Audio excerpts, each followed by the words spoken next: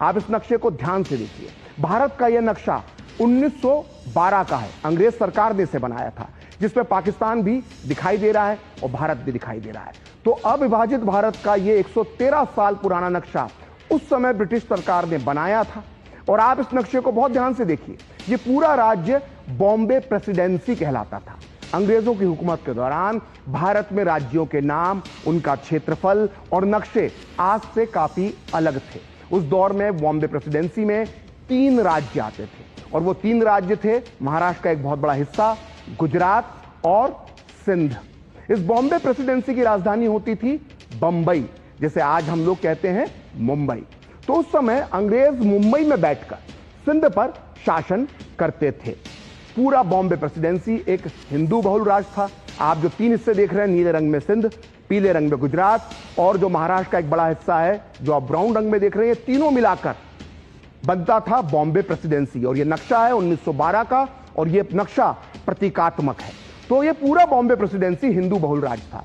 लेकिन उस समय कांग्रेस की एक गलती ने सिंध को पहले बॉम्बे प्रेसिडेंसी से अलग किया, फिर बाद में यह भारत से ही अलग हो गया। यह कैसे हुआ, अब हम आपको सिलसिलेवार तरीके से समझाते हैं। देखिए, 1920 के दशक में मुस्लिम लीग ने सिंध को बॉम्बे प्रेसिडेंसी से अलग करने की मांग रखी। क्योंकि सिंध में मुसलमानों की आबादी ज्यादा थी, इसलिए मुस्लिम लीग इसे एक अलग प्रांत यानी मुस्लिम बहुल प्रांत बनाना चाहती थी। सिंध में रहने वाले ज्यादातर मुसलमान भी अलग सिंध प्रांत की मांग का समर्थन कर रहे थे। इसी बीच 1928 में, ध्यान से सुनिएगा, 1928 में अंग्रेज सरकार के सामने अपनी मांगों को रखने के लिए कांग्रेस ने एक नेहरू रिपोर्ट तैयार की। इस रिपोर्ट को कांग्रेस के वरिष्ठ नेता मोतीलाल नेहरू, जो जवाहरलाल नेहरू के पिता थे, उनकी अध्यक्षता में तैयार किया गया था। इसलिए इस रिपोर्ट का नाम पड़ा नेहरू रिपोर्ट। इस नेहरू रिपोर्ट में मुस्लिम लीग को खुश करने के लिए कांग्रेस और मोतीलाल नेहरू ने सिंध को बॉम्बे प्रेसिडेंसी से अलग करने की मांग मान ली। यानी मुस्लिम लीग की जो मांग थी सिंध को अलग करने की बॉम्बे प्रेसिडेंसी से, वो नेहरू रिपोर्ट में मान ली गई। और अंग्रेज सरकार से सिंध को एक अलग राज्य बनाने की सिफारिश इस नेहरू रिपोर्ट के माध्यम से कर दी गई।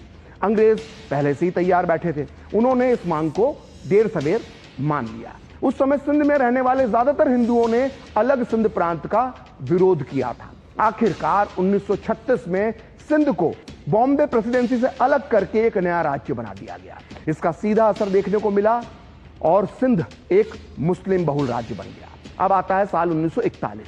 1941 में देश में जनसंख्या गणना हुई। तो जनसंख्या में अलग सिंध प्रांत में मुसलमानों की संख्या करीब 72% थी, 72%। वहीं हिंदुओं की संख्या बची 26%, यानी 26%। यानी जो हिंदू अब तक हिंदू बहुल राज्य का हिस्सा थे, बॉम्बे प्रेसिडेंसी हिंदू बहुल राज्य था, वो हिंदू जो उसका हिस्सा थे, वो अब सिंध बनने के बाद अपने ही राज्य में अल्पसंख्यक हो गए, जिसकी कीमत उन्हें जल्द ही चुकानी पड़ी। 1946 तक आते आते सिंध में जिन्ना की मुस्लिम लीग की सरकार बन गई। इसके बाद 1947 में लॉर्ड माउंटबेटन ने भारत के बंटवारे की योजना को मंजूरी दी। बंटवारे की योजना में यह प्रावधान था कि कौन सा राज्य किस देश में मिलेगा, भारत में मिलेगा या पाकिस्तान में मिलेगा, इसका फैसला उस राज्य की विधानसभा को करना था। चूंकि सिंध प्रांत की विधानसभा में मुस्लिम लीग के जो विधायक थे वो सबसे ज्यादा संख्या में थे, इसके अलावा अन्य पार्टियों के भी कुछ मुस्लिम विधायक थे।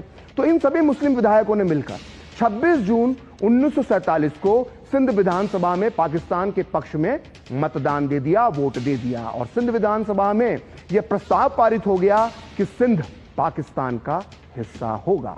अगर 1936 में सिंध अलग नहीं होता और वो बॉम्बे प्रेसिडेंसी का हिस्सा होता तो हिंदू बहुल राज्य होने की वजह से यह कभी पाकिस्तान का हिस्सा नहीं बन पाता। वैसे भी 1946 में बॉम्बे प्रेसिडेंसी में कांग्रेस की सरकार थी, जाहिर तौर पर पूरा राज्य ही भारत का हिस्सा बनता। खैर 1947 में जब सिंध पाकिस्तान का हिस्सा बन गया तो यहां हिंदुओं के खिलाफ जबरदस्त हिंसा हुई। एक अनुमान के मुताबिक अकेले सिंध में करीब 2 लाख हिंदुओं का नरसंहार किया गया और हजारों हजार सिंधी हिंदू महिलाओं के साथ बलात्कार हुए। और आज भी हम देखते हैं किस तरह से सिंध में हिंदुओं को मारा जाता है। इसकी वजह से सिंध से जो लाखों हिंदू थे वो बंटवारे के बाद भागकर भारत आ गए और शरणार्थी की तरह कैंपों में अपनी जिंदगी गुजारने लगे। तो इस सच्ची कहानी से हमें सबक मिलता है कि लम्हों ने खता की और सदियों ने सजा पाई।